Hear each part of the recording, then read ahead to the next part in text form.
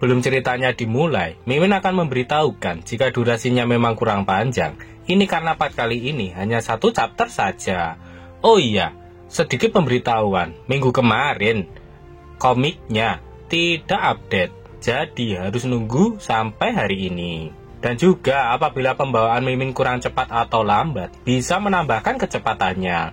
Oh iya, yang mau bantu Mimin beliin kopi biar lebih semangat lagi bahas komiknya, bisa mendonasikan sedikit uang jajannya lewat link Saweria yang ada di deskripsi. Oke, tak usah berlama-lama lagi, kita langsung masuk saja ke ceritanya.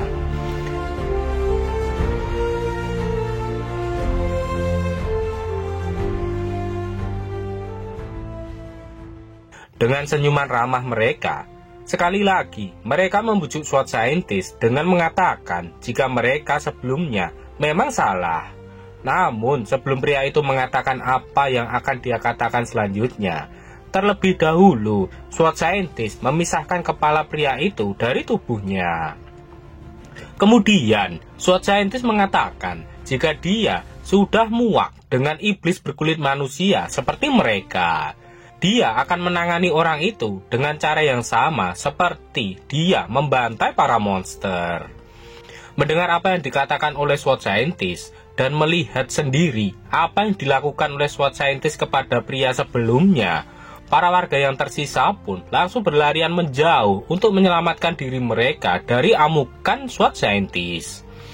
Sembari berlari, mereka terus memohon untuk diampuni dan meminta maaf kepada SWOT Scientist. Namun tak ada kata maaf bagi SWOT Scientist.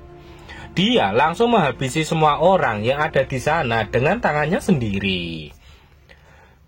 Lintian melihat keadaan yang ada di hadapannya sekarang. Menurutnya, ini mirip dengan kisah Sang Yesus. Dia menghabisi hidupnya untuk menyelamatkan dunia, hanya untuk dipaku di salib oleh orang-orang yang dia selamatkan. Namun, Sang SWOT Scientist tidak memiliki kebaikan yang tulus seperti dia. Sebab daripada dia mati, dia lebih memilih jika orang lain yang mati saja. Dan di sisi lain, Goblin Berserker juga sedang menikmati pertarungannya untuk menghabisi para manusia yang tersisa. Namun di sisi manusia, terlihat Avril sudah babak belur dan pakaiannya pun sudah compang-camping. Dia sangat kesal sebab SWOT Scientist benar-benar mengkhianati umat manusia. Jika bukan karena SWOT Scientist, maka Avril tidak akan berakhir seperti itu. Dan Avril pun berniat pergi meninggalkan tempat itu. Dia sudah mengemasi barang-barangnya dan bersiap meninggalkan kastil. Sebelum pergi, Avril berjanji jika dia sudah menjadi seorang Grand Mage, maka dia akan membalas perbuatan para goblin yang sudah menghabisi rakyatnya. Namun saat Avril sudah membuka pintu, Avril dikejutkan oleh seorang goblin kecil yang gemetaran membawa sebuah pisau kecil di tangannya. Goblin kecil itu menjatuhkan pisau yang dia bawa dan dia juga memohon untuk diabaikan saja dan tidak menghabisinya, sebab dia tidak akan berani melakukan apapun kepada Avril. Walaupun Avril sangat marah dan dendam terhadap para goblin, namun kali ini dia akan mengampuni hidup anak goblin itu. Avril mengingatkannya agar jangan sampai dia bertemu lagi dengannya. Kemudian Avril pergi sembari menahan amarahnya terhadap para goblin. Dalam hatinya, Avril berkata jika goblin itu adalah benda yang sangat kotor. Jika dia menghambatnya untuk bertemu dengan kakeknya di lorong rahasia, maka dia akan menghabisinya. Namun saat dalam lamunannya, tiba-tiba Avril mendapatkan sebuah serangan. Bahkan dia sampai tidak menyadarinya. Avril mengerang kesakitan sembari memegang lehernya yang mengeluarkan cairan merah cukup banyak.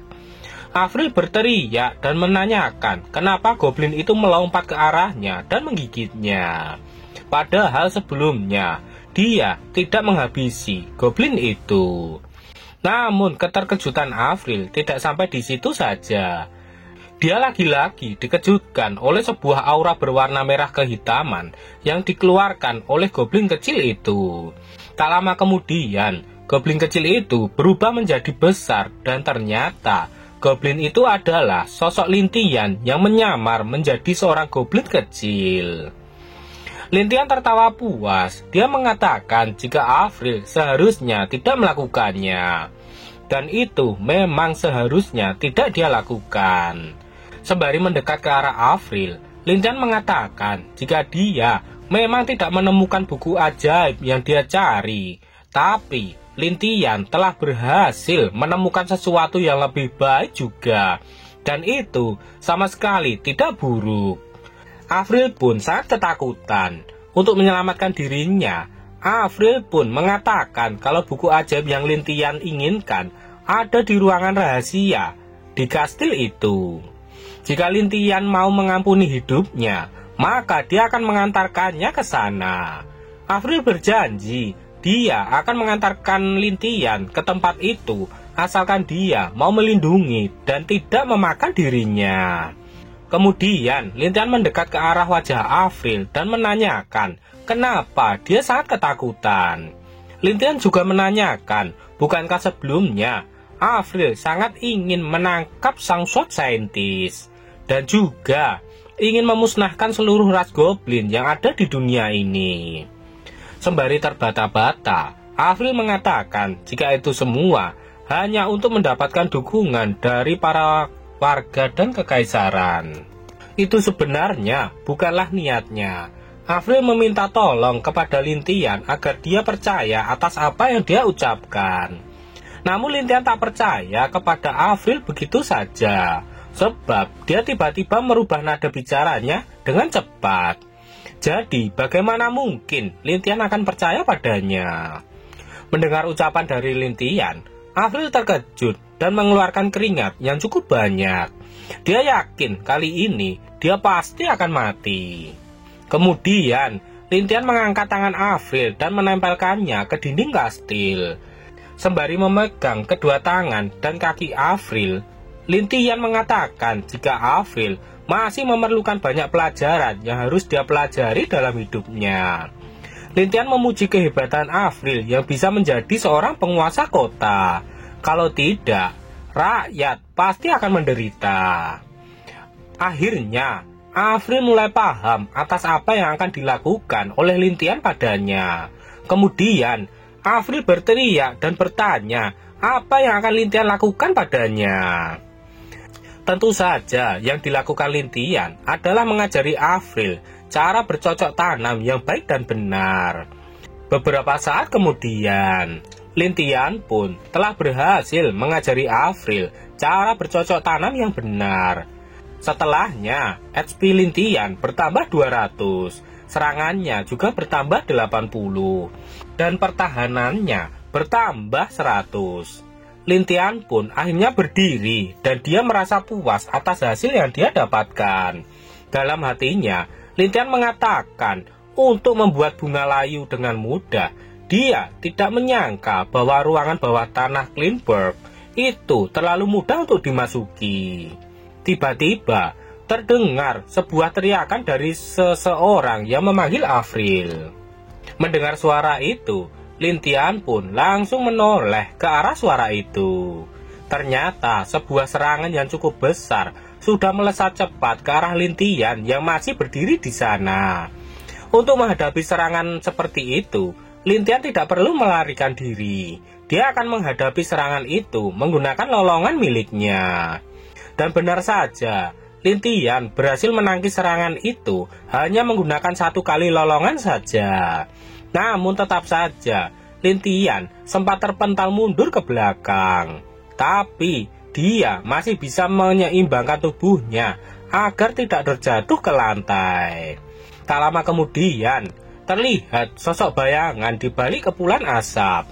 Lintian kesal karena dia sebenarnya hampir saja gagal memblokir serangan itu. Dan serangan itu tadi dilancarkan oleh Klein. Tak mau berhenti begitu saja, Klein pun langsung menyiapkan serangan berikutnya untuk menghabisi Lintian. Dia sangat marah dan berjanji akan memusnahkan seluruh ras goblin yang ada di dunia ini. Sembari melancarkan serangan berikutnya, Clint berteriak ke arah Lintian agar dia segera mati. Namun dari arah lain, terlihat sebuah tebasan berwarna merah yang membelah tempat itu dan mengarah langsung ke arah Clint. Clint menyadarinya dan langsung menoleh ke belakang. Clint pun langsung terlempar membentur dinding, dan dindingnya pun langsung hancur, sehingga membuat tubuh Clint terlempar keluar. Clint tak percaya bahwa ada sebuah pedang yang menyerang dirinya. Tapi dari celah lubang yang dia buat tadi, terlihat sebuah kilatan cahaya berwarna merah yang melesat cepat ke arahnya. Ternyata benda itu adalah sebuah pedang yang langsung menusuk tubuhnya. Clint pun langsung terjatuh ke lantai dengan sangat keras, dan seseorang melihat tubuh Clint dari atas. Tentu saja yang melakukan semua itu adalah Alice, sang SWAT scientist. Melihat apa yang dilakukan oleh Alice, Lintian tak menyangka ternyata sang SWAT scientist yang sudah rusak, dia bahkan jauh lebih mengerikan daripada yang sebelumnya. Bahkan penyihir putih dapat dihabisi dengan mudah tanpa sempat menggunakan sihirnya. Ketika Lintian sudah berada di sampingnya, Alice menanyakan apakah masih ada yang harus dia habisi. Namun Lintian mengatakan jika ini sudah cukup. Alice sudah melakukan tugasnya dengan sangat baik. Panel berpindah di sebuah tempat yang dipenuhi dengan buku-buku yang tertata rapi. Di sana Lintian sedang berjalan bersama Ivrea. Ivrea mengatakan jika sebenarnya ada ratusan buku sihir tingkat tinggi yang ada di sana, ditambah 10 buku sihir tingkat ultra. Bahkan ada 3 buku sihir di tingkat unggul. Dan juga yang terakhir, ada 1 buku sihir kelas dunia. Lintian mengatakan jika Ivrea memang menyukainya, dia bisa mengambil semuanya. Ivrea sangat berterima kasih kepada Lintian, dan ketika nanti dia sudah menguasai semuanya, dia akan melayani Lintian dengan sangat baik. Apakah yang akan terjadi selanjutnya? Nantikan kelanjutannya di part berikutnya. Kalau komiknya sudah update, bisa seminggu lagi atau 2 minggu lagi.